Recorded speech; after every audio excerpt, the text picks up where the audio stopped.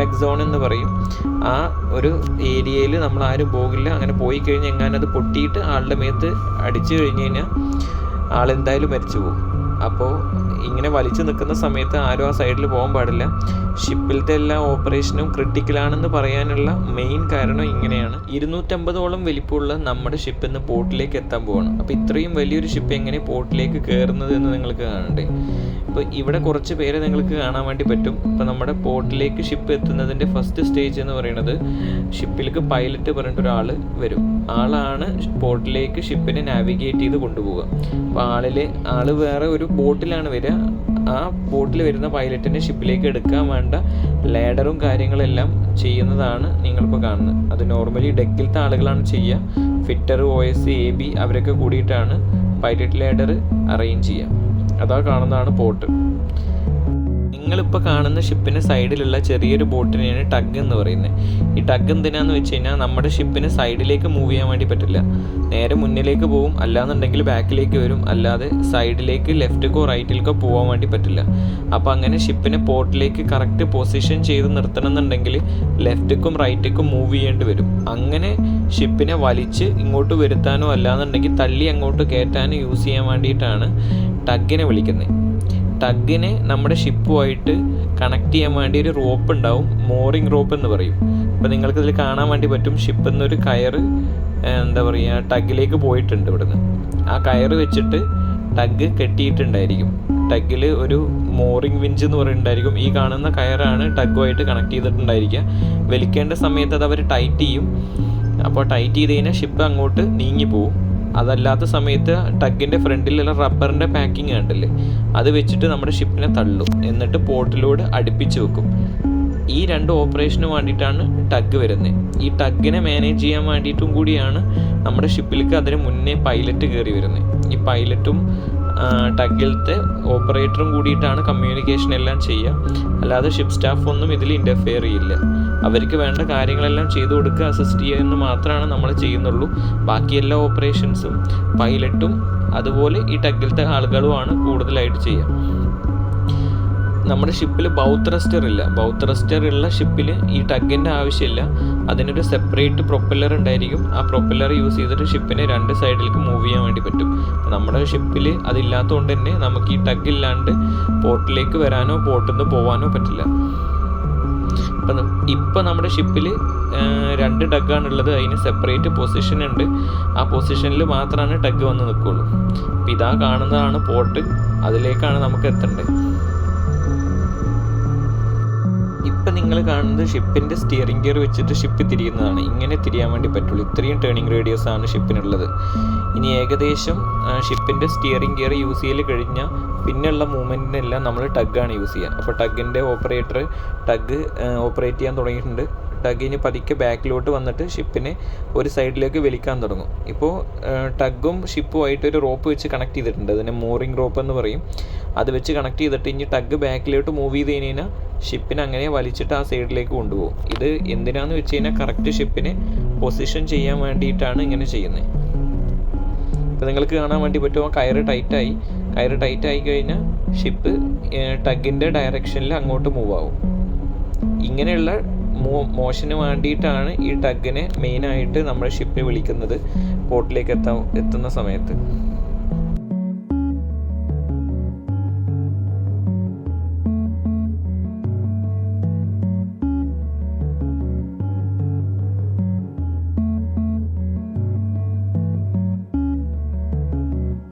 Same time ഇപ്പുറത്തുള്ള tug ഷിപ്പിനെ തള്ളുകയാണ് ചെയ്യുന്നത്. ഇങ്ങനെ ചെയ്യുന്ന സമയത്ത് ഫ്രണ്ടിൽ ഒരാൾ പിടിച്ച് വലിക്കുന്നുണ്ട്, ബാക്കിൽ ഒരാൾ പിടിച്ച് തള്ളുന്നുണ്ട്. അപ്പോൾ ഷിപ്പിന് ഒരു റൊട്ടേഷൻ മൂവ്മെൻറ്റ് കിട്ടും. അതായത് നിന്ന നിൽപ്പിൽ ഷിപ്പ് തിരിഞ്ഞ് വരും. അങ്ങനെ കറക്റ്റ് പൊസിഷൻ കിട്ടാൻ വേണ്ടിയിട്ടാണ് ഈ 2 ടഗ് യൂസ് ചെയ്യുന്നത്. എന്നിട്ട് ഏകദേശം കറക്റ്റ് പൊസിഷൻ ആയി കഴിഞ്ഞാൽ ഈ 2 ടഗും കൂടി നമ്മുടെ ഷിപ്പിനെ തള്ളിയിട്ട് പോർട്ടിൻ്റെ സൈഡിലേക്ക് കൊണ്ടുവരും. അപ്പോൾ ഏതാണ് നമ്മുടെ പോർട്ടിൻ്റെ സൈഡ് വെച്ചാൽ അതിൻ്റെ ഓപ്പോസിറ്റ് സൈഡായിരിക്കും നമ്മുടെ ടഗ് ഉണ്ടായിരിക്കുക. അപ്പോൾ നമ്മുടെ റൈറ്റ് സൈഡിലാണ് ഇപ്പോൾ പോർട്ടുള്ളത്, നമ്മുടെ ലെഫ്റ്റ് സൈഡിലാണ് ഇപ്പോൾ 2 ടഗും നിൽക്കുന്നത്. ഈ 2 ടഗിനുള്ള കമാൻഡ്സ് എല്ലാം കൊടുക്കുന്നത് പൈലറ്റ് ആയിരിക്കും.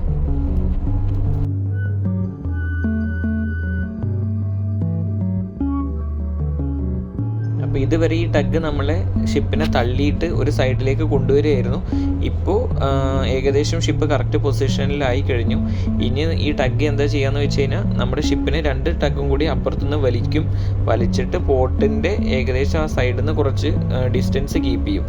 എന്നിട്ട് ഷിപ്പിൻ്റെ എൻജിൻ വെച്ചിട്ടാണ് പോർട്ടിനോട് അടുപ്പിക്കുക. അതിനുള്ള കമാൻഡും പൈലറ്റ് തന്നെയാണ് കൊടുക്കുക. ഓരോ പൊസിഷനിലായി കഴിഞ്ഞ് കഴിഞ്ഞാലും പൈലറ്റ് പുതിയ കമാൻഡ് കൊടുക്കും. അതിനനുസരിച്ചിട്ടാണ് ടഗ് ഓപ്പറേറ്റേഴ്സ് വർക്ക് ചെയ്യുക. പിന്നെ ഈ റോപ്പ് കണക്ട് ചെയ്ത് കഴിഞ്ഞാൽ ആരും പിന്നെ ടഗിൻ്റെ അടുത്ത് പോവില്ല. കാരണം അത്രയും ഡേഞ്ചറാണ്. എങ്ങാനും ഇത്രയും ലോഡുള്ള ഷിപ്പിനെ വലിച്ചു പോകുന്ന കയറ് പെട്ടെന്ന് പൊട്ടിക്കഴിഞ്ഞാൽ അത്രയും ലോഡിൽ സ്നാപ്പ് ബാക്ക് സോൺ എന്ന് പറയും. ആ ഒരു ഏരിയയിൽ നമ്മൾ ആരും പോകില്ല. അങ്ങനെ പോയി കഴിഞ്ഞാൽ എങ്ങാനും അത് പൊട്ടിയിട്ട് ആളുടെ മേത്ത് അടിച്ചു കഴിഞ്ഞ് കഴിഞ്ഞാൽ ആളെന്തായാലും മരിച്ചു പോകും. അപ്പോൾ ഇങ്ങനെ വലിച്ചു നിൽക്കുന്ന സമയത്ത് ആരും ആ സൈഡിൽ പോകാൻ പാടില്ല. ഷിപ്പിലത്തെ എല്ലാ ഓപ്പറേഷനും ക്രിട്ടിക്കലാണെന്ന് പറയാനുള്ള മെയിൻ കാരണം ഇങ്ങനെയാണ്. ഇതിലത്തെ മിക്ക കാര്യങ്ങളിലും ഒരു റിസ്ക് ഉണ്ടായിരിക്കും. അപ്പോൾ ഇത്രയും ടെൻഷനിൽ നിൽക്കുന്ന റോപ്പായതുകൊണ്ടാണ് അവിടെ ആരും പോകാത്തത്. അവിടെ തന്നെ ഒരു സോണ് മാർക്ക് ചെയ്ത് വെച്ചിട്ടുണ്ടായിരിക്കും. അങ്ങോട്ട് ആർക്കും പോകാനും പാടില്ല. ഈ ബാക്കിൽ കാണുന്നതാണ് നമ്മുടെ ലോഡിംഗ് പോർട്ട്. അപ്പോൾ നമ്മുടെ ഷിപ്പിൻ്റെ ബാക്ക് സൈഡിലാണ് ഇപ്പോൾ പോർട്ട് വരുന്നത്. ഇനി ഷിപ്പിൻ്റെ തന്നെ എൻജിൻ വെച്ചിട്ട് ഷിപ്പിനെ ബാക്കിലേക്ക് മൂവ് ചെയ്യും.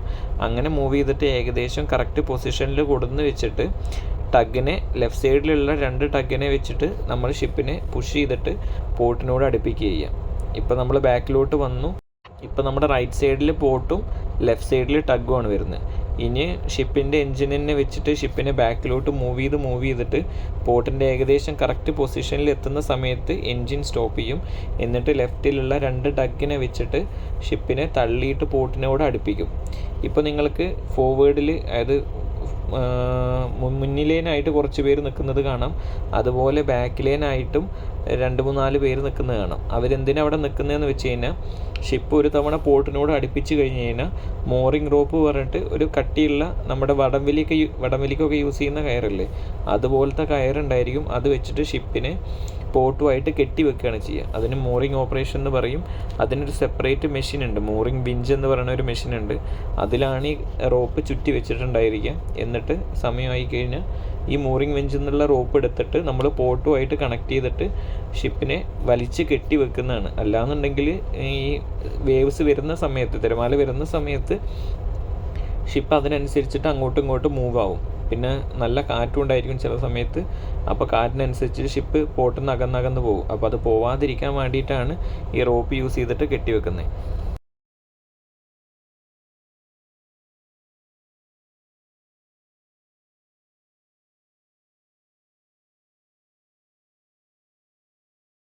ഗേൾസിന് ഷിപ്പിൽ വർക്ക് ചെയ്യാൻ പറ്റുമെന്ന് കുറേ പേര് ചോദിച്ചിട്ടുണ്ടായിരുന്നു.